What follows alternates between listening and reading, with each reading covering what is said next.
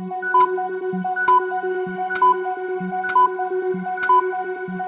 वालेकुम नाज़रीन, मैं हूं बरीरा बट और बात करते हैं कुछ भारतीय इलेक्शन से मुतालिक। आपको बताएं, भारतीय पंजाब में कांग्रेस के सदर नवजोत सिंह सिद्धू इलेक्शन में शिकस्त खा गए।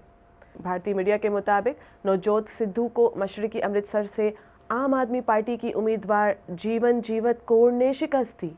भारतीय मीडिया का बताना है कि इलेक्शन में सिद्धू को 6000 वोटों से शिकस्त का सामना करना पड़ा, जिसमें सिद्धू ने 32,929 और उनके हरीफ ने 39,520 वोट लिए।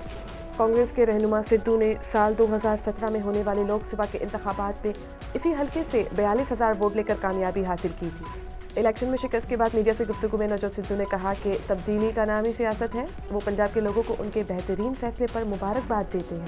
नवजोत सिद्धू का कहना था कि आवाम का इंतखाब कभी गलत नहीं होता। आवाम की आवाज़ खुदा की आवाज़ है। हमें आजिज़ी के साथ उनके फैसले को तस्लीम करना चाहिए। कहा कि पंजाब की तरक्की उनका मिशन है। मैं इससे कभी राह फरार इख्तियार नहीं करूँगा। मैं पंजाब हूँ और मैं यहीं रहूँगा। आवाम से मेरे ताल्लुक़ की कोई हद नहीं, ये मेरे दिल के करीब है। नाज़रीन, फिल वक्त के लिए इतना ही। मज़ीद खबरों से जुड़े रहने के लिए देखते रहिए BN TV।